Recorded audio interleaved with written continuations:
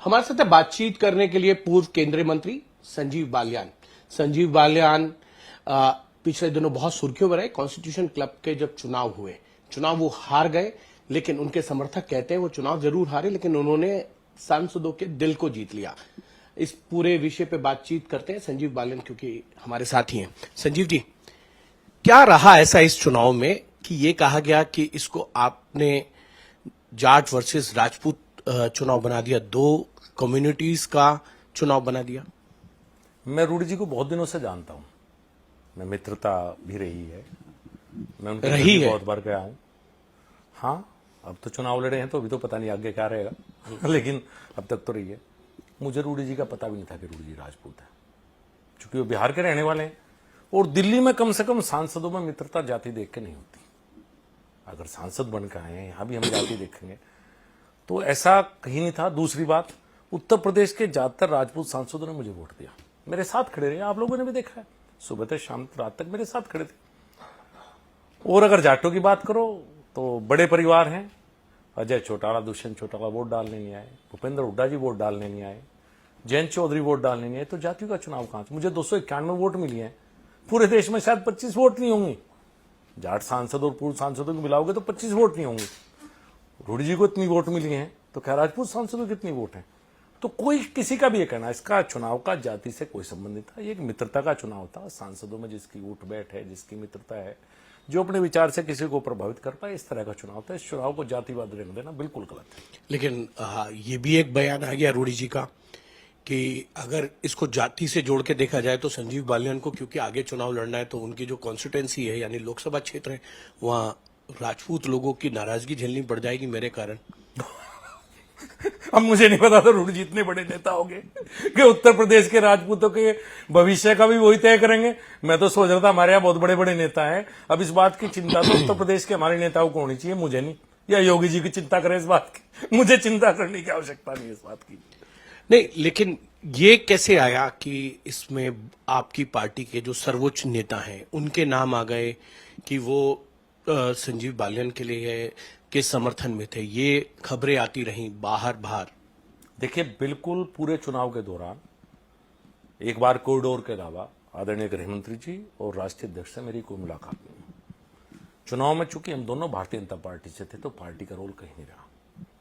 मुझे भी नहीं है पता कि किन के द्वारा ये बात उड़ाई गई और किसको इस बात का फायदा लेने के लिए हो सकता है किसी ने उड़ाई हो। मेरी पार्टी लीडरशिप इस चुनाव में कहीं नहीं थी। ये चुनाव का निर्णय मेरा था, चुनाव लड़ने का। मैं अकेला गया था नॉमिनेशन करने के लिए भी। फिर उसके बाद मैंने अपने मित्रों को बताया। पार्टी में इसका कभी जिक्र इस चुनाव का नहीं हुआ कि इस चुनाव में कोई पार्टी लीडरशिप से बात हुई हो।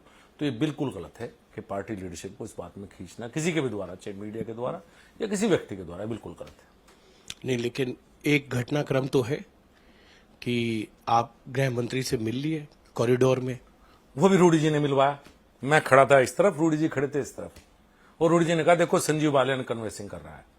तो मैंने उन्हें प्रणाम किया, मेरे नेता हैं, और कोई बातचीत ज्यादा वहां नहीं हुई। जस्ट क्या हाल है ये बातें हुई। इसके अलावा मेरी कोई मुलाकात उनसे नहीं। वो भी रूडी जी के वजह से ही मुलाकात हुई उस दिन भी, नहीं तो मेरी कोई मुलाकात उनसे नहीं हुई चुनाव के दौरान। लेकिन ये कैसे कहा जा रहा है कि कुछ लोगों ने संजीव बालियान को भड़का दिया और चुनाव लड़ाया? संजीव बालियान के कंधे पे बंदूक रख के वो निशाना राजीव प्रताप रूडी का करना चाहते थे। पता ये नहीं कौन लोग हैं जो संजीव बालियान को भड़का गए? रूडी जी आजकल थ्रिलर नॉवल लिख रहे हैं क्या? मुझे ऐसा लग रहा है, ऐसी ऐसी बात कर रहे हैं। अरे भाई, मेरा निर्णय था मैं चुनाव लड़ूं। जो मेरे मित्र थे वो मेरे साथ रहे, जो रूडी जी के मित्र थे वो रूडी जी के साथ रहे।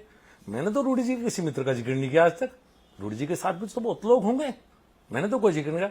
रूडी जी को क्या समस्या है जो मेरे मित्र हैं उन लोगों से? भाई रूडी जी, मेरा तो दायरा बढ़ा है, मेरे नए नए और मित्र भी बने हैं, और जो मेरे साथ थे आगे मैं उनके साथ रहूंगा। आप इस बात को यहीं छोड़ दें तो ज्यादा बेहतर रहेगा। लंबी खींचेंगे तो हम भी खींच देंगे भाई। वो कौन से मित्र हैं आपके जो रूडी जी के मित्र थे अब आपके हो गए? मेरे तो बहुत थे, अब आप किसका कहेंगे तो। लेकिन उन्होंने इशारा किया कि कुछ उनके दोस्त थे वो अब आपके साथ आ गए। हो सकता है उनमें से जो बहुत से लोग मेरे साथ रहे, पुराने उनके साथ रहे, लेकिन मैंने किसी रूडी जी के दोस्त का जिक्र नहीं किया आज तक। रूडी जी के साथ भी तो बहुत लोग चुनाव प्रचार में थे, मैं भी तो कह सकता हूं। क्योंकि उस पूरे चुनाव में वोट डालने के लिए गृह मंत्री अमित शाह, जेपी नड्डा भारतीय जनता पार्टी की तरफ से आए। राजीव प्रताप रूडी का यह कहना है कि ये वोट उनके पक्ष में गए, इसीलिए वो जीत गए। मैं कहा तो अंदर जो काउंटिंग में बैठे हुए थे सब लोग थे, वो कॉन्स्टिट्यूशन का कर्मचारी जाते, उन्होंने बता दिया होगा, रूडी जी को दिखा दिया होगा, मुझे तो पता नहीं कि मुझे वोट मिली या नहीं मिली, क्योंकि मैंने तो देखा नहीं। जब वोट डालने के अंदर सीक्रेट बैलेट वोटिंग थी तो रूडी जी को कैसे पता लगा और मुझे नहीं पता लगा। अब आप समझ लो कि इसका मतलब रूडी जी का नेटवर्क अंदर कुछ ज्यादा मजबूत था। आपको लगता है SIR हो जाए यहाँ?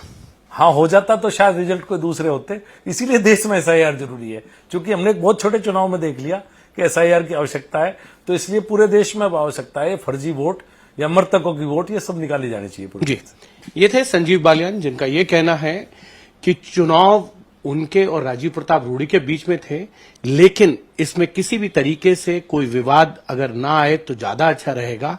अगर बात चलेगी तो फिर बहुत दूर तक जाएगी।